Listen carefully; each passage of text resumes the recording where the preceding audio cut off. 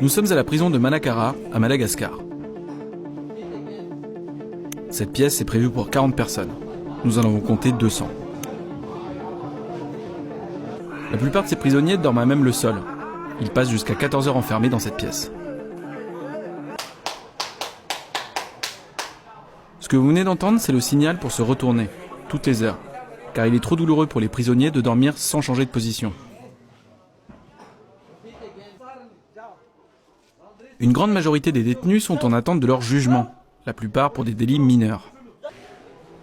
Les conditions carcérales désastreuses, mélangées à une corruption omniprésente, sont le symbole d'un système au bord de l'effondrement dans ce pays.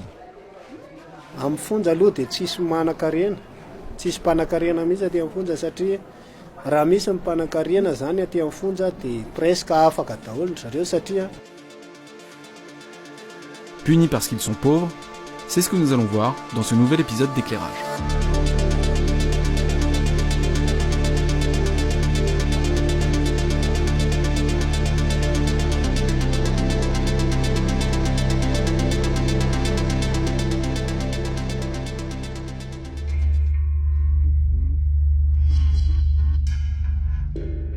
Suspecté d'avoir volé une gousse de vanille, Marco, 14 ans, est dans cette prison depuis 2 mois.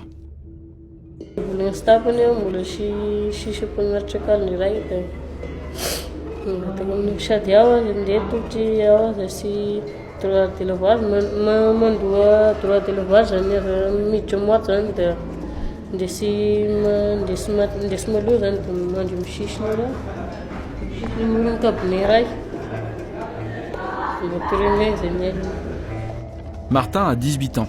Il s'est fait arrêter par la police sans véritable enquête. Il est là depuis près d'1 an à attendre son jugement.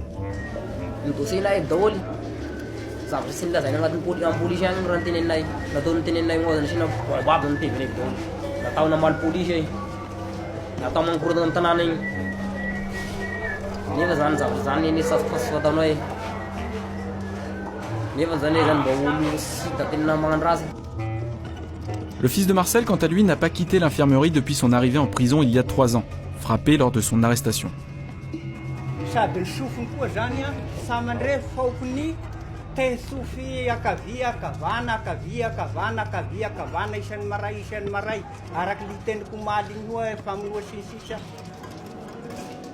Marcel a désormais besoin de son père pour tout.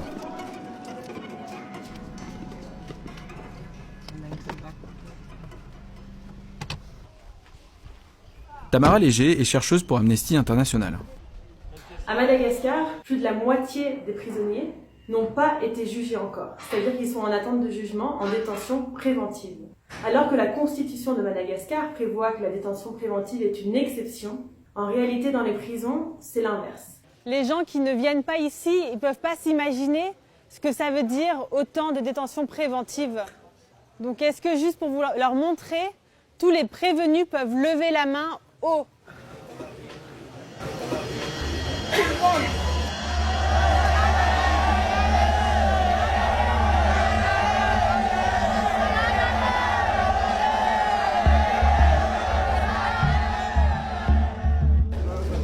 Plus de la moitié des détenus sont toujours en attente de jugement.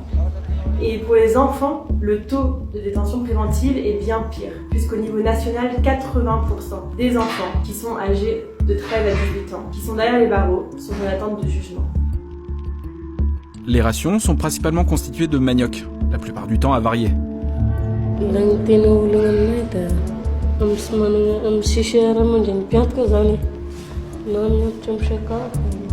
La prison de Manakara compte à elle seule 100 détenus en situation de malnutrition. À la malnutrition s'ajoute le manque d'hygiène et de soins. C'est le cas du fils de Marcel qui a été victime de violences. Il a besoin d'aide pour tout, comme pour aller aux toilettes. La prison de Manakara, comme de nombreuses autres à Madagascar, s'apparente à un véritable enfer pour les personnes incarcérées. Au début de notre enquête, nous avions interrogé le ministère de la Justice pour leur faire part du problème et avoir leur retour. Ils nous ont assuré qu'ils étaient conscients du problème et qu'ils faisaient des efforts pour améliorer la situation.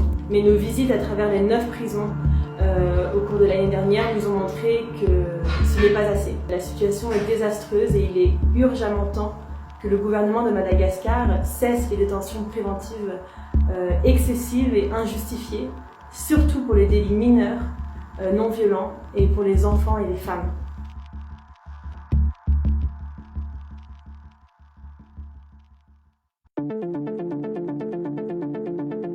Alors certes, nous avons pu constater quelques améliorations, comme à la prison d'Antirabé, mais cela ne concerne pas le principal problème, la détention provisoire. Problème qui concerne 50% des détenus qui arrivent quotidiennement dans cet enfer et qui peuvent attendre parfois très longtemps avant d'être jugés. C'est le cas de cet homme par exemple qui vient d'y entrer pour le vol de 2 cochons. Sa détention préventive pourrait durer des années sans être jugé. En 2017, 52 personnes sont mortes en détention préventive. Personne ne mérite d'être incarcéré au péril de sa vie pour le vol d'une gousse de vanille, pour une simple partie de cartes, ou tout simplement parce qu'il est pauvre. Lors de la publication de notre enquête en octobre, nous avons rencontré le Premier ministre et le ministre de la Justice malgache. Ces derniers nous ont garanti qu'ils agiront pour mettre fin à cette injustice. Nous continuerons à faire pression sur Madagascar pour libérer ces prisonniers. Merci d'avoir regardé ce nouvel épisode d'Éclairage. N'hésitez pas à le partager.